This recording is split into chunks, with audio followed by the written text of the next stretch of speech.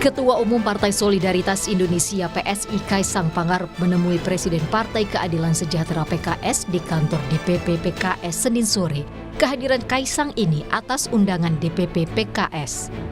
Padahal sebelumnya sempat terjadi ketegangan antara PSI dan PKS setelah Sekjen PKS Abu Bakar Al-Habsyi menyampaikan isu soal cawe-cawe Presiden Jokowi yang menyodorkan nama Kaisang maju di Pilkada Jakarta yang kemudian dibantah Jokowi dan Kaisang. Namun Sekjen PKS Habib Abu Bakar Al-Habsyi mengungkap hubungan partainya dengan PSI baik-baik saja. Bahkan ia memuji Kaisang Pangarep yang belakangan namanya melambung di survei.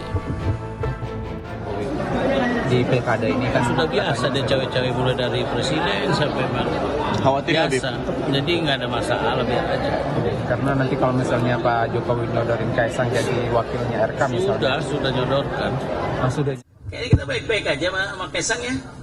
Nggak ada apa-apa dan nggak ada perlu klarifikasi. Itu berjalan saja di media dan tenang-tenang saja. Saya yakin dan percaya hari ini Kaisang menunjukkan giginya di Jawa Tengah sudah sangat signifikan. Kita doakan saja semoga beliau bisa jadi. Amin. Ya, di Jawa Tengah atau kalau mau di Jakarta ya tinggal diatur saja.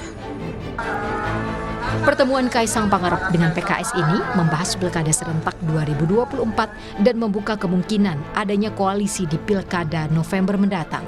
Saat ditanya soal kemungkinan menduetkan Anies Baswedan, Kaisang Pangarep, Presiden PKS Ahmad Syahiku menyebut pasangan ini akan menarik untuk Pilkada Jakarta. Hanya saja, musyawarah internal PKS telah memutuskan PKS mengusung duet Anies Baswedan Sohibul Iman. Sangat menarik, tetapi semua kan dalam kerangka kalau dalam di PKS itu harus diputuskan dalam musyawarah, musyawarah di DPTP. Nah, hanya saja di musyawarah DPTP yang lalu keputusan yang sudah dikeluarkan adalah tadi Anies Sohibul. Ya tentu kita kalau memang ada usulan-usulan baru, tentu kita harus bahas kembali di DPTP. Sementara itu Kaisang Pangarep belum memutuskan apakah dirinya akan maju di Pilkada Jakarta atau Jawa Tengah. Kaisang meminta publik sabar menunggu arah politiknya. Berkomunikasi dengan partai-partai yang lain terkait Pilkada. Mengenai saya tadi, Jakarta ataupun Jawa Tengah, sabar. Seperti diketahui, Kaisang disebut-sebut akan maju pada Pilkada DKI Jakarta 2024. Meski begitu, belum ada keputusan resmi. Apakah Kaisang akan maju atau tidak? Di sisi lain, PKS telah mendeklarasikan pasangan Anies Sohibul di Jakarta. Lantas apakah pertemuan PSI dan PKS ini akan bermuara pada koalisi di Pilkada Jakarta? Tim Liputan Kompas TV. Apakah kehadiran Kaisang atas undangan Partai Keadilan Sejahtera membuka kemungkinan adanya koalisi di Pilkada Jakarta? Kita bahas bersama Direktur Eksekutif Parameter Politik Indonesia, ada Mas Adi Praitno. Mas Adi, terima kasih sudah meluangkan waktu untuk Rumah Pemilu. Mas Adi, komunikasi politik apa yang mau dimainkan atau mau ditunjukkan oleh Partai Solidaritas Indonesia lewat soannya ke PKS kemarin? Ya, saya kira ini akan menghilangkan kesan bahwa PSI dan PKS adalah musuh bebuyutan yang seakan-akan selama ini tidak bisa bertemu. Karena kalau kita lihat rata-rata secara umum, PSI ini kan adalah partai politik yang sejak awal begitu agresif dan bahkan menjadi partai politik yang paling keras kan mengkritik dari perilaku dan sikap politik PKS. Nah, yang kedua tentu ini sebagai upaya untuk melakukan komunikasi politik sebagai upaya untuk menemukan titik temu soal kemungkinan koalisi dua partai ini. Karena di berbagai tempat misalnya PSI ini kan dengan PKS sudah berkoalisi di Lebak misalnya. Kemungkinan juga di Bekasi juga akan terjadi antara PKS dan PSI.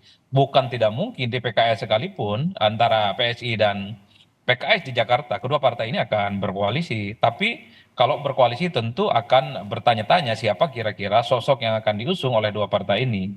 Tapi yang jelas per hari ini proposal politik PKS itu seakan-akan sudah harga mati, yaitu soal kemungkinan duet antara Anies Baswedan dan Sohibul Iman. Jadi kalau PSI misalnya tertarik berkoalisi dengan PKS, suka tidak suka harus mengusung jagoan ini. Pada level itulah sepertinya PSI akan menemukan kesulitan karena apapun sangat kelihatan bahwa PSI itu punya intensi hanya ingin mengajak PKS berkoalisi dan belum tentu Anies diikut sertakan kalau kedua partai ini berkoalisi.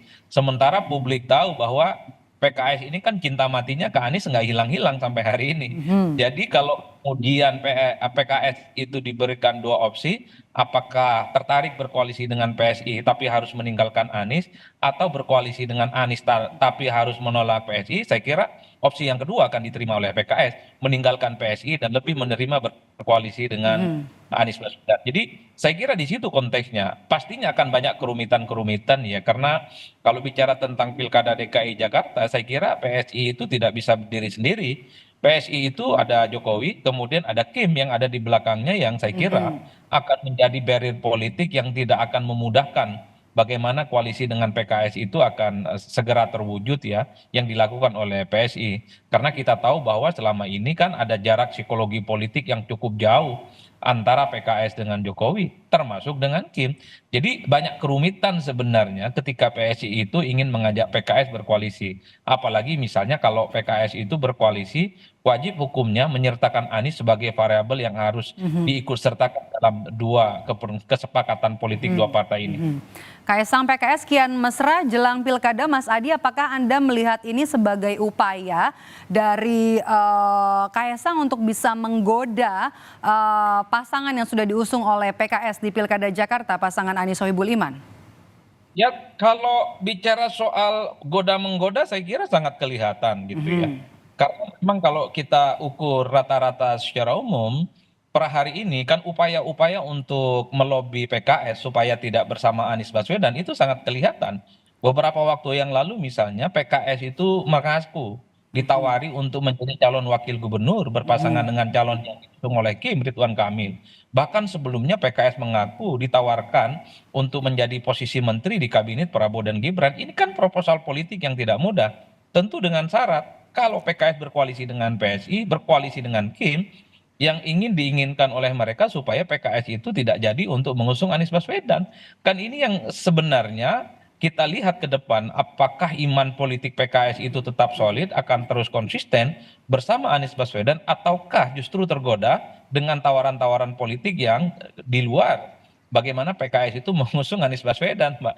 Jadi ke depan saya kira ujian politik ada di PKS. Apakah PKS itu akan terus konsisten dan iman politiknya kokoh mendukung Anies Baswedan, atau justru PKS tertarik dengan godaan-godaan yang lain, tentu dengan syarat itu tidak bisa maju. Anda melihatnya PKS bakal tergoda nggak nih, Mas Adi?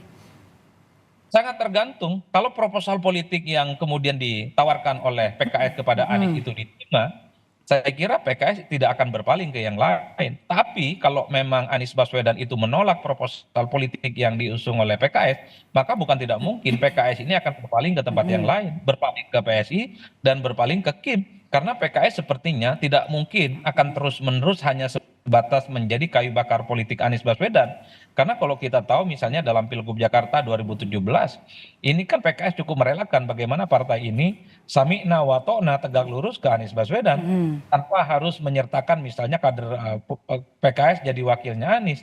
Ini yang saya kira di 2024 PKS itu tidak mau hanya sebatas follower.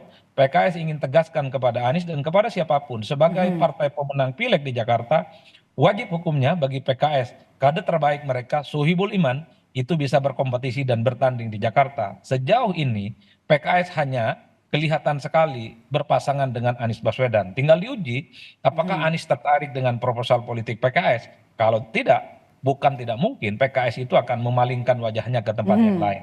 Karena godaan yang datang ke PKS bagi saya cukup menggiurkan. Ditawarin masuk dalam koalisinya Prabowo Gibran jadi menterinya, ditawari posisi calon wakil gubernur misalnya yang akan disandingkan dengan Ridwan Kamil atau sosok dari Kim. Itu yang saya kira kalkulasi politik PKS justru akan sangat lagi di atas angin begitu ya, Mas Adi. Anda melihatnya PKS ini sekarang ya posisinya ya. Pertama memang di atas angin sebagai partai pemenang pileg ya. Yang kedua cukup seksi. Apakah masa depan Anies itu bisa maju atau tidak di Jakarta? Salah satu variabel pentingnya ada di PKS, Mbak. Kalau misalnya PKS itu tidak jadi mengusung Anies Baswedan, tentu gelap gulita bagi Anies untuk mendapatkan dukungan partai maju dalam Pilgub Jakarta. Karena PKS ini hanya butuh 2 kursi untuk meloloskan Anies dan Sohibul Iman sebagai salah satu kontestan dalam Pilgub Jakarta. Oke. Oleh karena itu wajar kalau kemudian sebenarnya PKS ini merupakan partai politik di Jakarta yang sedang jadi magnet, yang sedang jadi darling, supaya PKS itu tentu berkoalisi dengan kubu PSI dan kubu Kim, yang kira tarikan politiknya adalah Anies bisa menjadi dalam tanda kutip ya common enemy yang kemudian tidak menjadi tiket dan ikut bertanding di Jakarta. Oke. Jangka panjangnya begitu yang dipikirkan oleh nanti calon rival bagi Anies Baswedan. Oke. Terakhir, ini adalah apakah Anda melihat ada dorongan atau ada peran dari Joko Widodo, Presiden Joko Widodo di balik pertemuan antara Kaisang dengan PKS kemarin? Ya saya kira memang kalau kita bicara tentang PSI tentu tidak kemudian PSI hanya sebatas satu partai politik yang tidak lolos parlemen. Saya membaca ini satu kesatuan dari kubu kekuasaan politik. Tentu di situ ada Kim dan juga ada variabel Pak Jokowi yang saya kira di mana setiap komunikasi politik yang dilakukan oleh PSI pastinya sudah dikomunikasikan dengan Kim dengan kemudian Pak Jokowi. Itu kan yang kemudian bisa ditangkap dari jauh.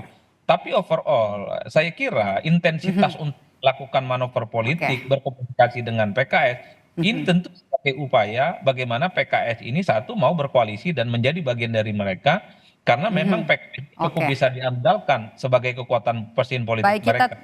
kita tunggu nanti apakah benar-benar makin mesra antara Kaisang Pangarep dengan juga PKS di Pilkada serentak 2024 terutama untuk Pilkada Jakarta. Terima kasih Direktur Eksekutif Parameter Politik Indonesia Adi Praetno sudah bergabung bersama kami di Rumah Pemilu.